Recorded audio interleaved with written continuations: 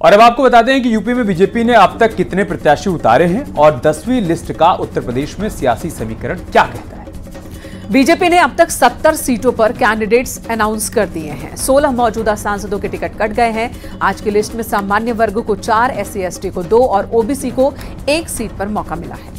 UP में BJP अब तक 70 सीट पर अपने प्रत्याशी उतार चुकी है। 5 सीटें एनडीए के सहयोगी दलों को दी गई हैं। ऐसे में बीजेपी को अभी उत्तर प्रदेश की 5 और सीटों रायबरेली, कैसरगंज, देवरिया, भदोही और फिरोजाबाद पर उम्मीदवारों की घोषणा करनी है, जिस पर सस्पेंस बरकरार है।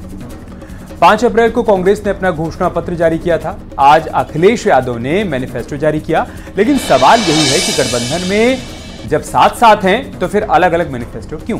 क्या यूपी में कांग्रेस और समाजवादी पार्टी संयुक्त मैनिफेस्टो देकर सियासी संदेश नहीं दे सकती थी? हालांकि कुछ सियासी मुद्दों पर दोनों पार्टियों में सहमति जरूर दिख रही है।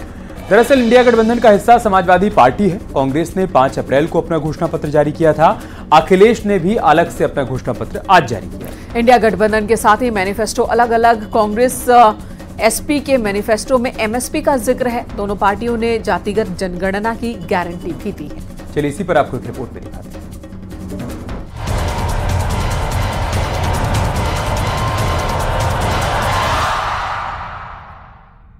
समाजवादी पार्टी के मुखिया अखिलेश यादव ने लोकसभा चुनाव के लिए विजन डॉक्यूमेंट यानी पार्टी का घोषणा पत्र जारी कर दिया है। 20 पन्ने के घोषणा पत्र में एसपी ने कई मुद्दों का जिक्र किया। 2025 तक जातिगत जनगणना का वादा, स्वामीनाथन फॉर्मूले के तहत एमएसपी का वादा, एमएसपी को कानूनी गारंटी के तौर पर देने की बात, सिंचाई को मुफ्त करने की भी घोषणा की, किसान कर्ज माफी और नई मंडी बनाने का जिक्र, मनरेगा की मजदूरी 450 करने का वादा किया, सभी खाली पड़ी वैकेंसी भरने का भी वादा किया। घोषणा पत्र जारी करने के दौरान अखिलेश यादव ने कहा कि उनके पास शिक्षा और महिलाओं को लेकर खास विजन और प्लान है। निःशुल्क शिक्षा का अधिकार सुनिश्चित करेंगे। शिक्षा के लिए बजट जीडीपी के 3% से बढ़ा करके 6% लगभग 2 गुना करने का ये विजन डॉक्यूमेंट में हम लोग शामिल कर रहे हैं। महिलाओं के खिलाफ अपराध के लिए 0 टॉलरेंस एवं देशव्यापी हेल्पलाइन कैसे उपलब्ध हो उनको, उसके लिए काम करेंगे। समाजवादी पार्टी यूपी में इंडिया गठबंधन के साथ 62 सीटों पर चुनाव लड़ रही है, जबकि कांग्रेस 17 सीटों पर मैदान में है। ऐसे में कांग्रेस ने 5 अप्रैल को अपना घोषणा पत्र जारी किया था और अब अखिलेश यादव ने अपना घोषणा पत्र जारी किया है।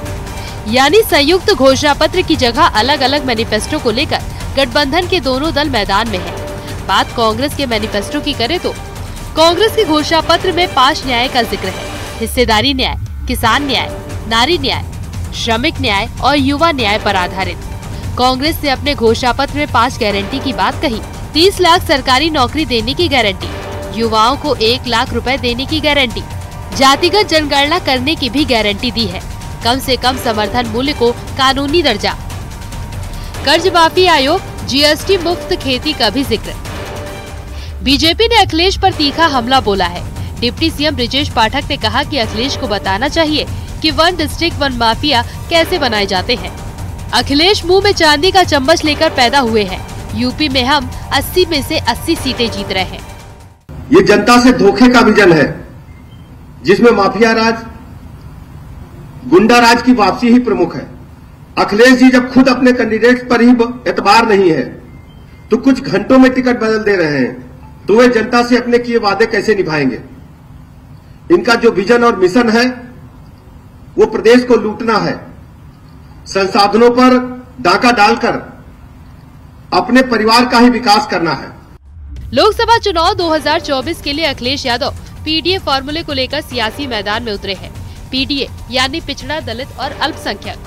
अखिलेश का दावा है कि लोकसभा चुनाव में जीत के बाद वो पिछड़ा, दलित और अल्पसंख्यकों की बेहतरी के लिए काम करेंगे।